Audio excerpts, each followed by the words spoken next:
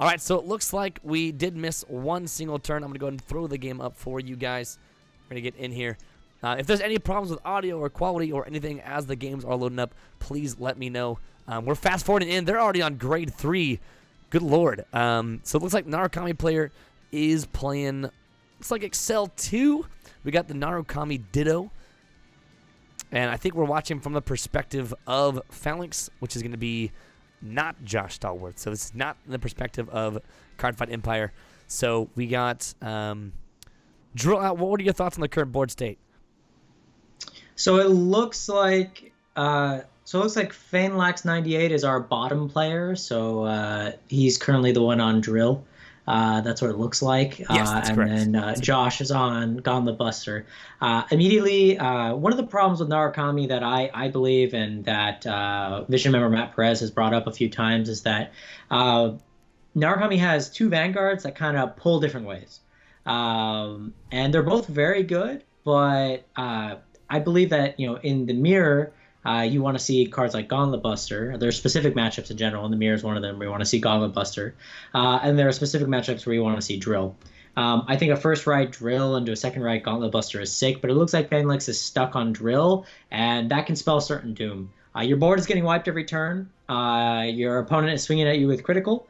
You run out of cards in hand and run out of cards on field, and then you die. It looks like he's a little too far behind maybe to recover. We'll see what his drive checks can do here in a little bit.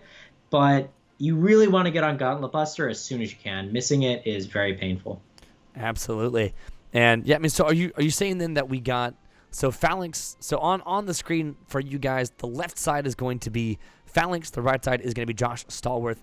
So Josh is currently guarding, dropping that PG. Does not want to deal with any sort of triggers. Ooh, whiffing 2 grade 1s. That Phoenix is going to prove helpful, possibly late game.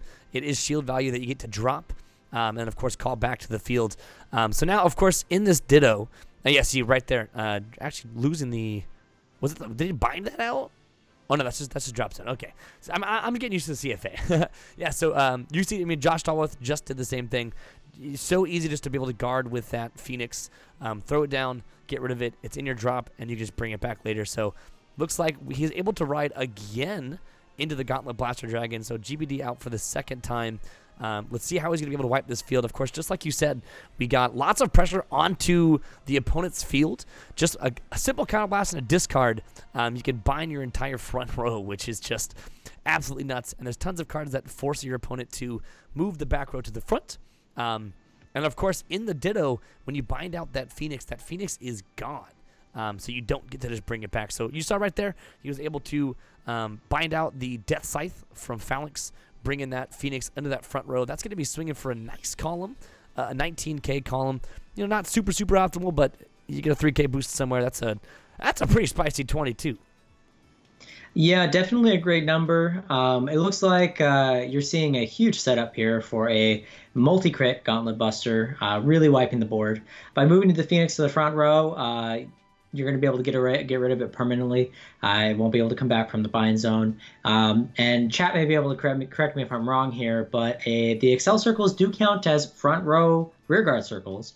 So Gauntlet Buster may in fact gain extra critical and extra power by attacking into this now 3 open front row rearguard circles. Yeah, it looks like Chaos Chimera, so it's Josh Stallworth, said 4 critical. So it does gain that extra critical. Yep. So once again, in the mirror, it seems that Gauntlet Buster is just incredibly important to your game plan, and missing that ride spells certain doom. Yeah, and of course, because you can, also in the Ditto, Counterblast, of course, going to be important. So you see Phalanx sitting with 3 Counterblast. So kind of the bad thing is you can, of course, this is an option. I don't think it's what Josh is going to be going for in this game, but you can kind of camp your opponent out, play that stall game. I know there's a couple of players. Nikki Goldman's a pretty, not Nikki Goldman. There's a couple of players out there that play Narukami very patient. Justin Dunbar is one of those.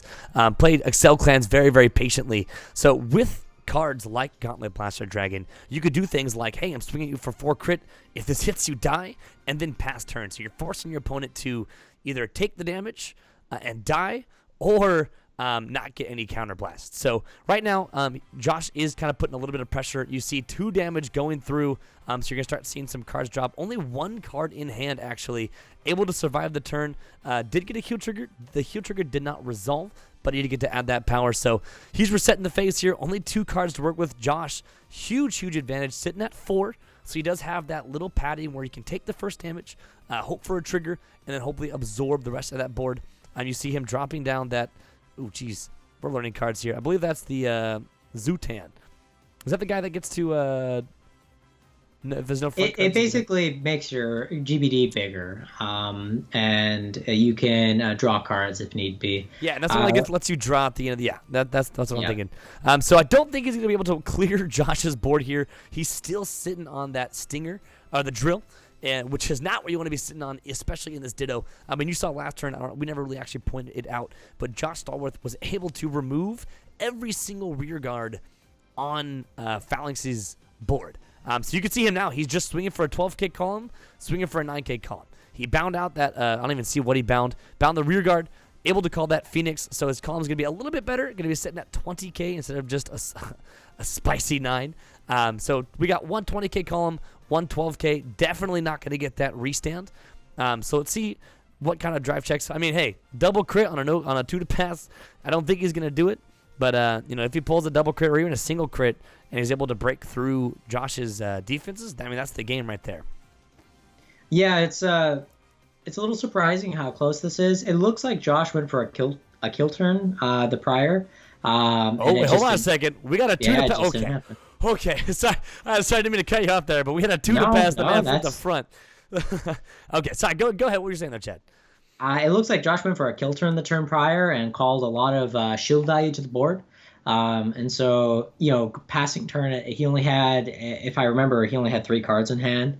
That's really terrifying. That's why he had the 2 to pass. Yeah. And 2 to passing in this situation always feels awful because you can very easily get the game stolen away from you. Absolutely. But it looks like.